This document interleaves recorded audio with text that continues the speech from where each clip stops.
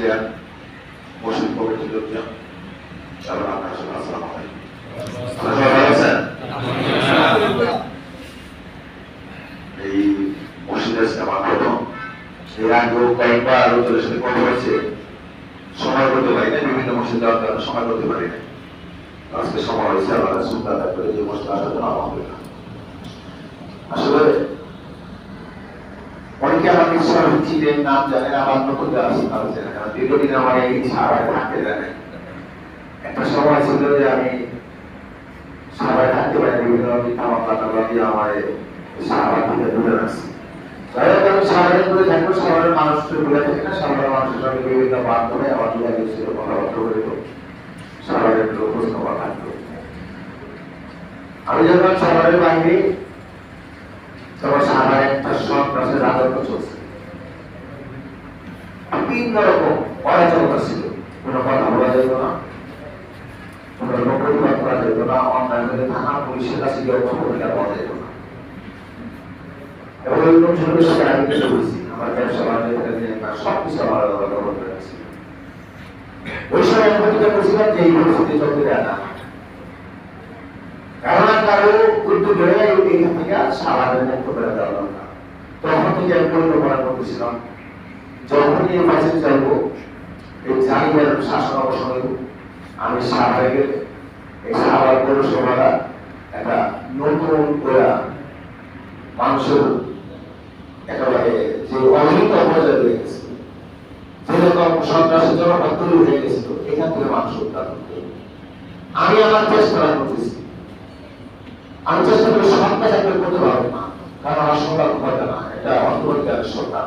কিন্তু আমি আমার জায়গা থেকে মসজিদারে বললাম যে আমি আন্তরিকতার সাথে বিশ্বকাপ আমি একেবারে কাজ করতেছি, এবং মানবতা বিরুদ্ধে কথা বলি, সরকারের বিরুদ্ধে কথা বলি, সরকারের বিরুদ্ধে কথা বলি, পৌরসভা যেসব অবকাঠামো নাই এবং নাগরিক হিসাবে আপনি সেই অবকাঠামো সুবিধা পাওয়ার দরকার ছিল, আমি ঠিক ওই অবকাঠামো নিয়ে কথা বলি। দেখেন আপনি যে 30 বছর আগে এই জায়গাটা কি অবস্থা ছিল, আজকে কোন অবস্থা নেই। 30 বছর পরে কি আমাদের অবস্থাটা কি, যে পরিস্থিতি দাঁড়াইছে, বর্তমান সমাজের সময় যে রাস্তাঘাট অবকাঠামো আছে, এই যে আমরা কিন্তু 30 বছর পর কিন্তু চলতে পারবো না। আপনি আইসোলেশন কানেক্টিভিটি রোগীদের সাথে দেখেন, যেখানে আপনি আইসোলেশন কানেক্টিভিটি রোগ আছে সেখানে রিক্সা চালাতে হবে। আপনি একটা অসুস্থ রোগীকে সব হাসপাতালে যেতে পারবেন না। পৌরসভায় একটা পৌর পার্ক নাই, পৌরসভা নিজস্ব একটা কবরস্থান নাই, একটা খেলার মাঠ নাই, একটা স্টেডিয়াম নাই, নানা রকম সমস্যা আছে। এবং বয়স কিন্তু কম না, 30 বছর বয়স হয়েছে এর চাইতে কম বয়সের পৌরসভা এরকম নাগরিক সুবিধা বিদ্যমান আছে। তাহলে আমরা যারা পাইলাম না, আমরা যাদের উপর ডিপেন্ড করছি সে বিরোধী হবে, চুরি করে হবে, তারা কখনোই পৌরসভাকে তাদের ভিতরে ধারণ করে না। যেটা আমার নিজের পৌরসভা, এই পৌরসভার সুবিধা নেওয়ার না, পৌর নাগরিক হিসেবে আমার কিছু দায়িত্ব আছে। আমি যদি দায়িত্বগুলো পালন করি, তাই হয়তো মানুষের বাজারে মন্ত্রণ হয়ে গেল।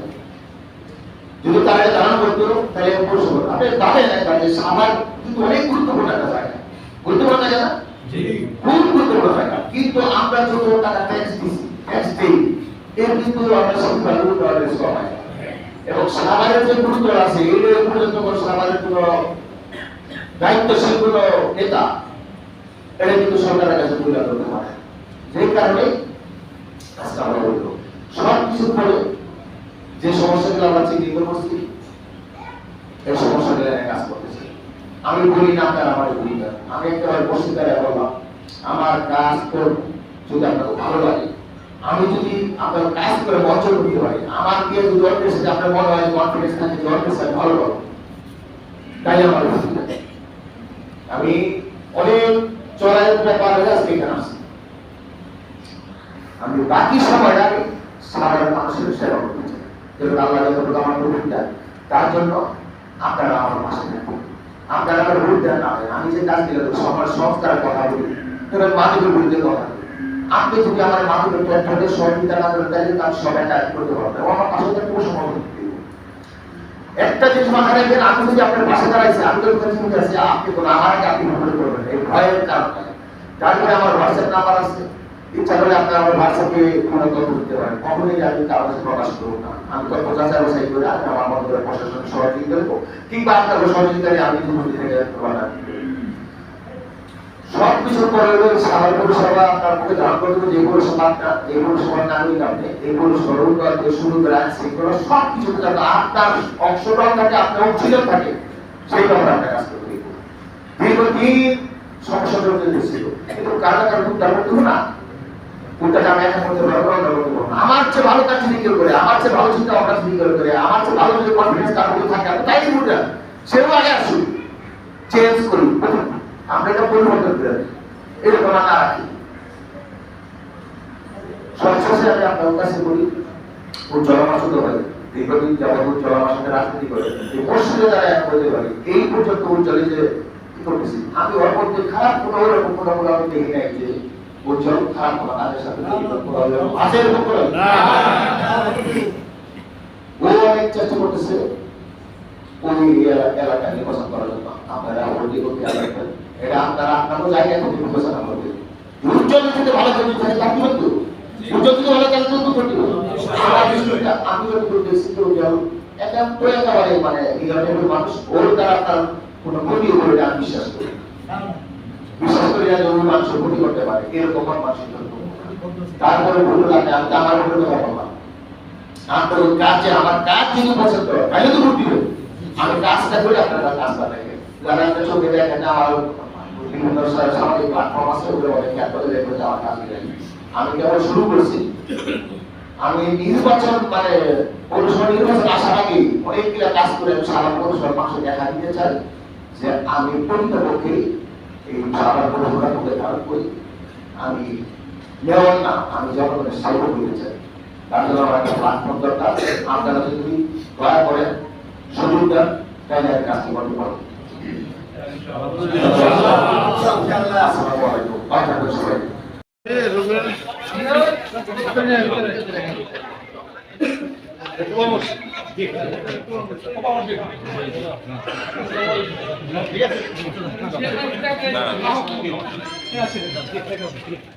ভাই ভালো আছেন?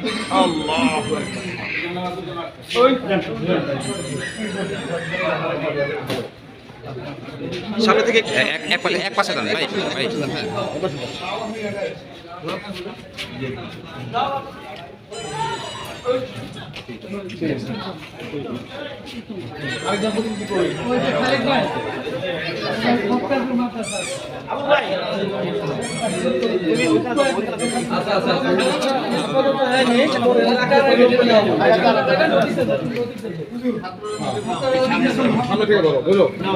করে ধরো ওকে হাত রাখো। ঠিক আছে।